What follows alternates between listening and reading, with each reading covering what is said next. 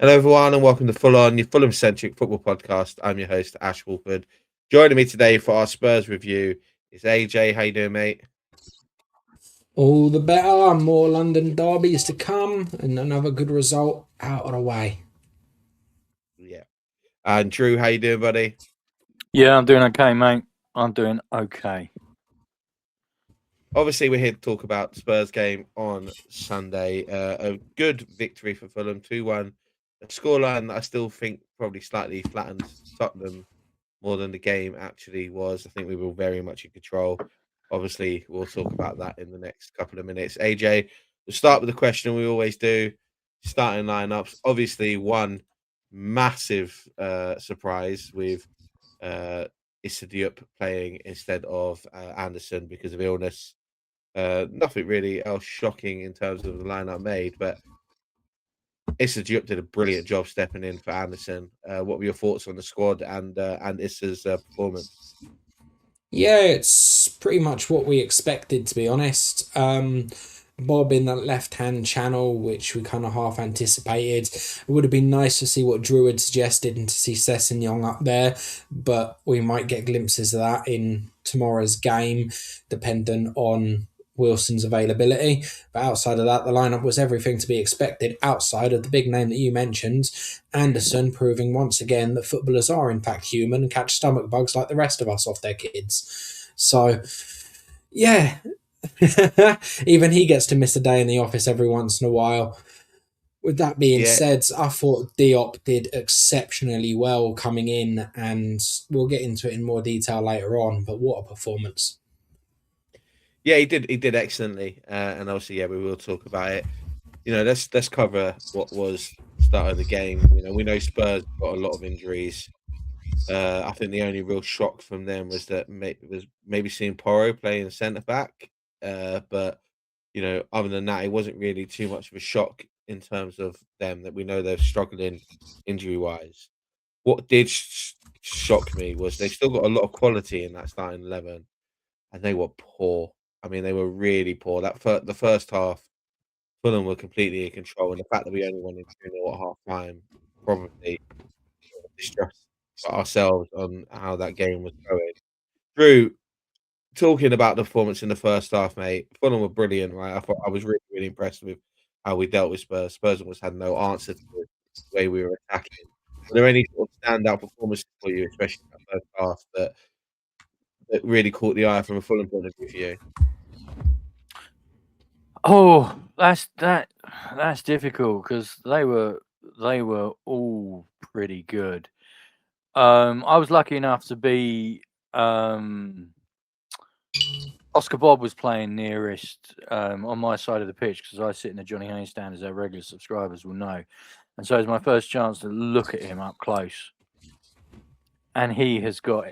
We've lauded Emil Smith Rowe for having great close control and close contact, but Bob, smaller, but I think he's got better balance. He really does look like he's going to be something special. He seemed to be more comfortable playing in that position. I'd mentioned before that I know some Man City boys who said that Bob's more comfortable coming in off the left, and he really did look like that. I thought Iwobi was great.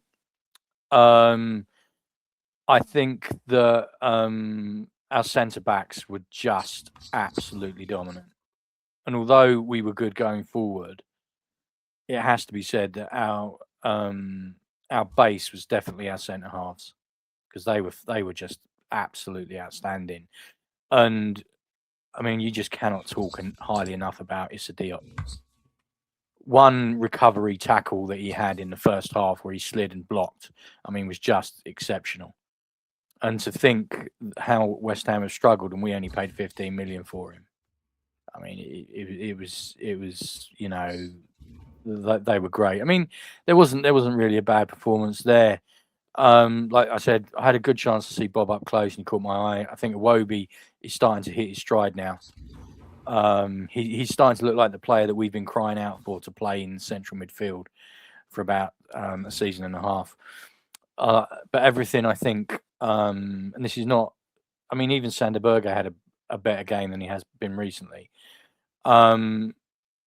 And I don't want to detract from Fulham's performance by saying Spurs were a complete shambles, because they were shambolic. But you can only play against the teams that are in front of you, and it's not Fulham's fault that Spurs were playing with no obvious structure, with players playing out of position. The only criticism you can make of Fulham is that they went in at half-time 2-0 up when it should have been at least 3. But Yeah, I think yeah, well, talking about Issa Diop, I was slightly worried when the very first thing he did was basically yeet the ball out from the centre back position up off the pitch for absolutely no reason after about a minute.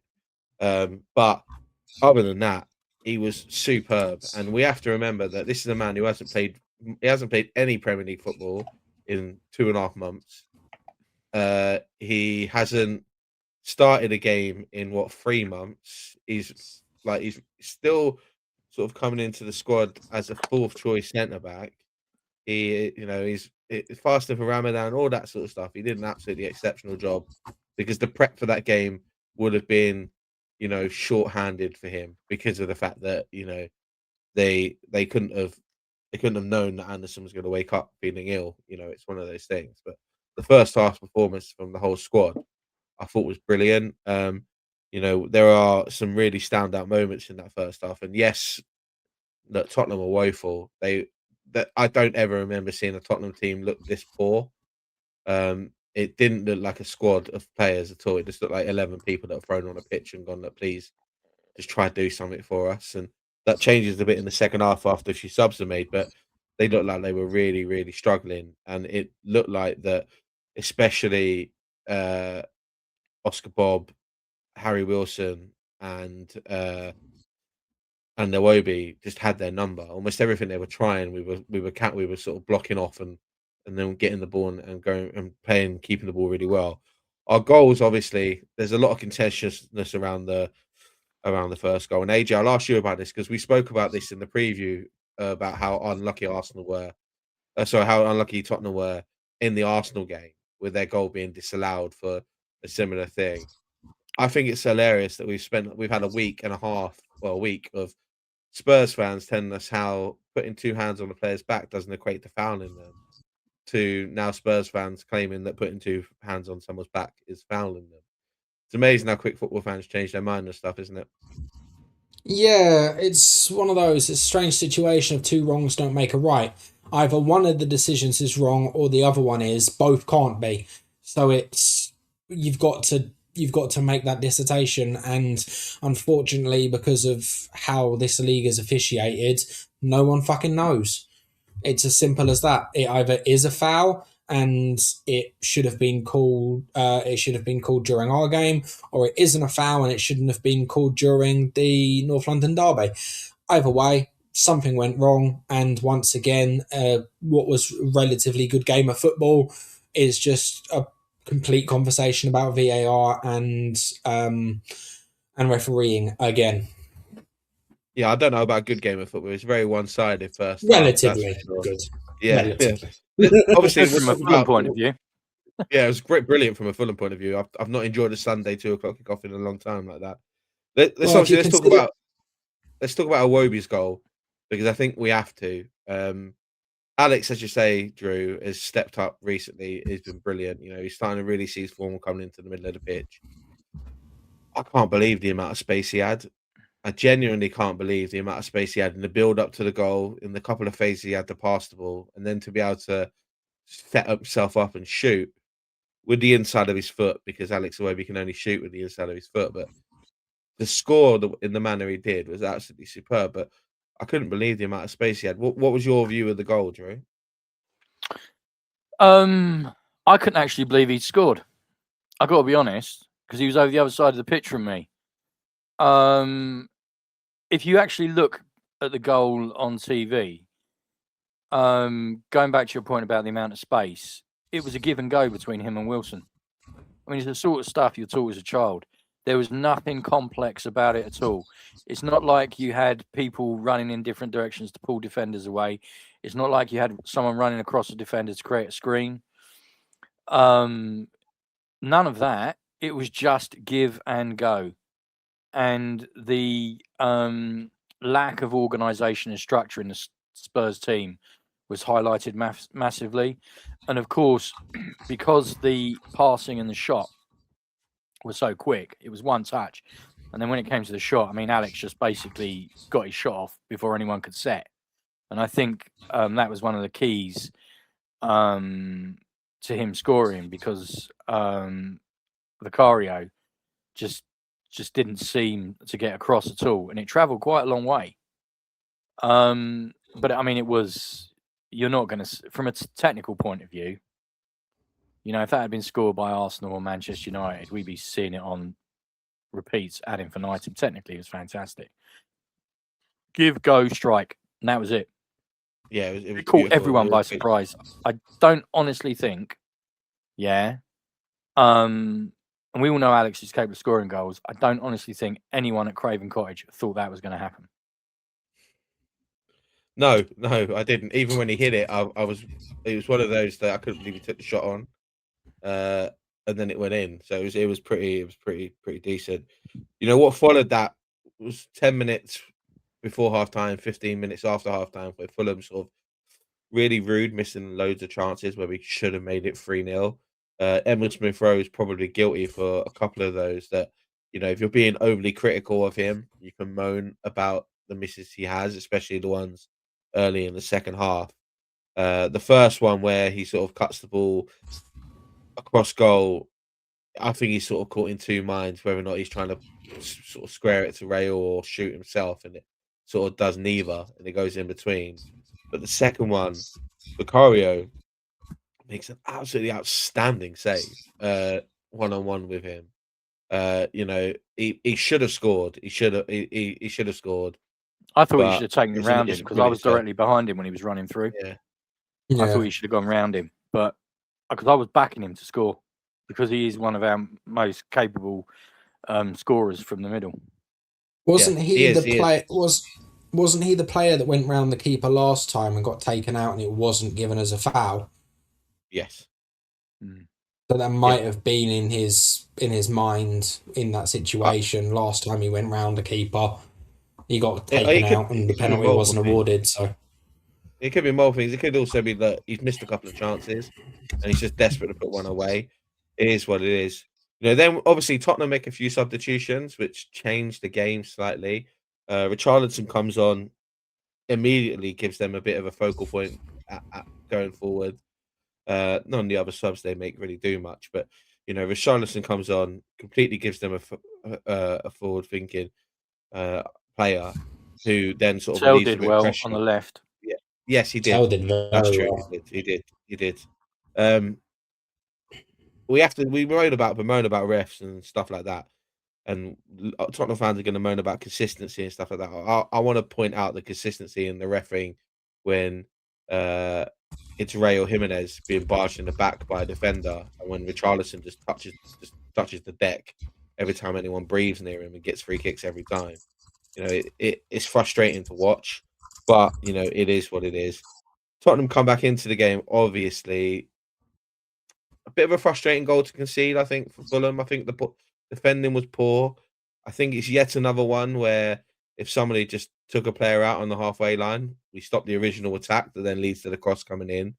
But Richarlison heads into an empty goal because, you know, the ball's come across and Leno's in the middle of nowhere. So it's a bit frustrating to concede it. What follows it, though, is 10 minutes where Tottenham probably are completely on top of us. We look a bit stunned by the fact that we conceded a goal. Drew, we spoke about this before, about how we react when we concede.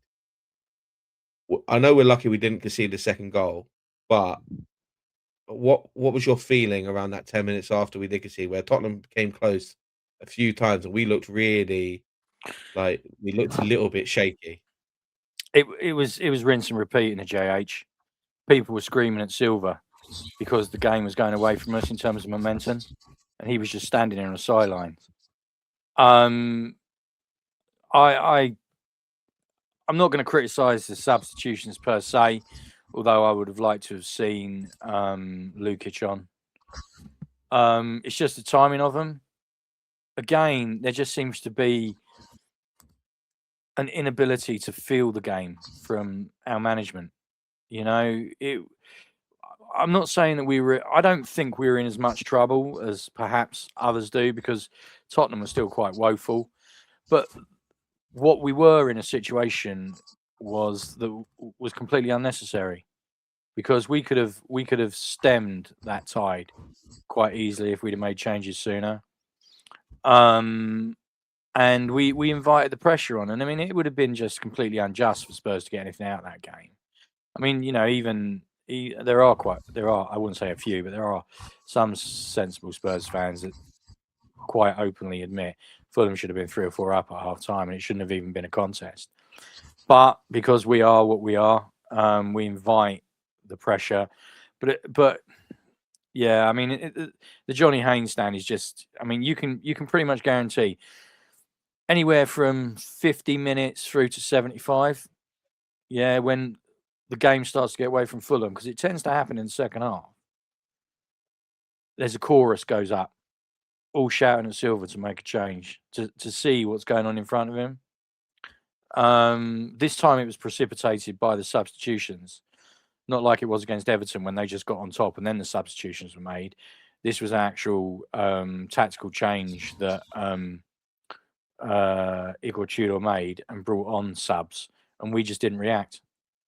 I say we, Silva didn't react, and I just don't know why, because we were.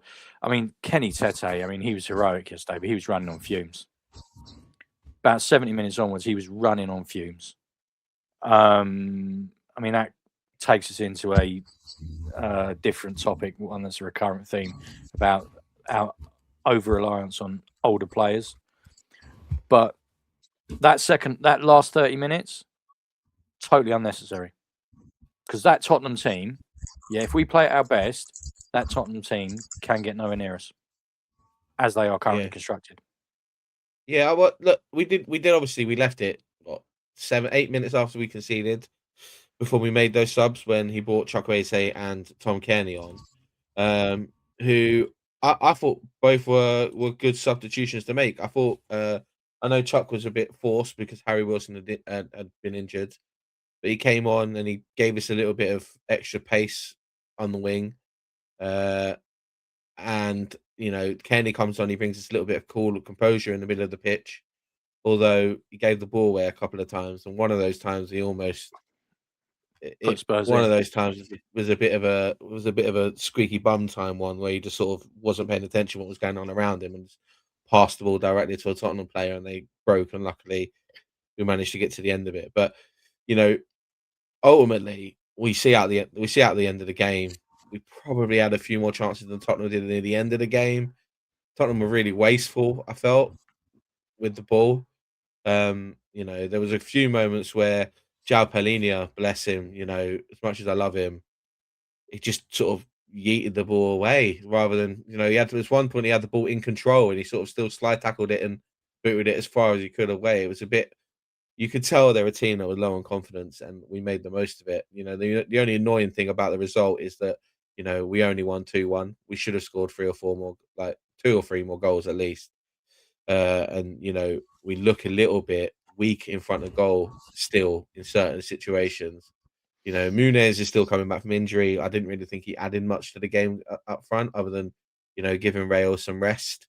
But again, he's a player who's still coming back from injury, and we're trying to get him into the swing of things. So it is what it is with that. Ultimately, though, good result, 2-1 win. We move on to 40 points, which is the magic marker, as they say. It might not be the season in the Premier League the way it's going, but another year where we've made 40 points, and we should be happy with that. A couple of winnable games coming up, and we'll see how that goes. Let's finish this one how we always do. Man of the matches, honourable mentions. AJ, I'll start with you, mate. Do you want to give us your honourable mentions and your man of the match, please? Yes, absolutely. Honourable mention to Harry Wilson. Another game where he didn't look like he did much throughout the game, but come away with goal and assist. So hard to argue with that. Sessegnon as well, I thought had a pretty good game, all things considered. And man of the match is a Diop. Has to be. Can't argue with that. Drew, how about yourself, mate? Yeah, Iwobi, like I already mentioned, getting back to his imperious best. I like the progress Bob is making. I do like Bobbers. I think we've got a real player there. AJ's already covered Harry. The centre backs for me, I mentioned them at the top of the show. I thought they were excellent, but I've got to give it. I'm with AJ on this. I've got to give it to Diop because I just thought he was fantastic. He was strong. He was commanding. He was he was decisive. And against the background that you've already laid out, Ash, I don't see how you can you could have asked for more. I mean, it's ironic we're giving the game the man of the match award to a centre back when we were so clearly the better team. We should have scored 3 goals, but it just, for those of you that weren't actually able to get to the game or see it live, it just shows how good he was. He really, really was that good. Yeah, look, for He me, negated other any than the threat. players you mentioned, Calvin Bassey, I think, deserves a lot of commendation. I think in the first half, especially, he was talking Ryan Sessegnon through defending that game at some points. You could really see there's a lot of communication there. I think that we need a left back because Bassey covers 2 positions effectively when he's playing. He's covering his centre back position and half of Ryan Sessegnon's defensive, job because Sess likes to get forward, and we can't moan about that because that's Sess. That's his natural instinct to go forward. And we know what we're getting with him, and you expect it. So it's not like you're moaning about it because we know it's coming. I think he did a great job with that. Iwobi was brilliant. I think if Emma Smith Rowe had managed to put one of his chances away, we'd all be sitting there saying he was brilliant.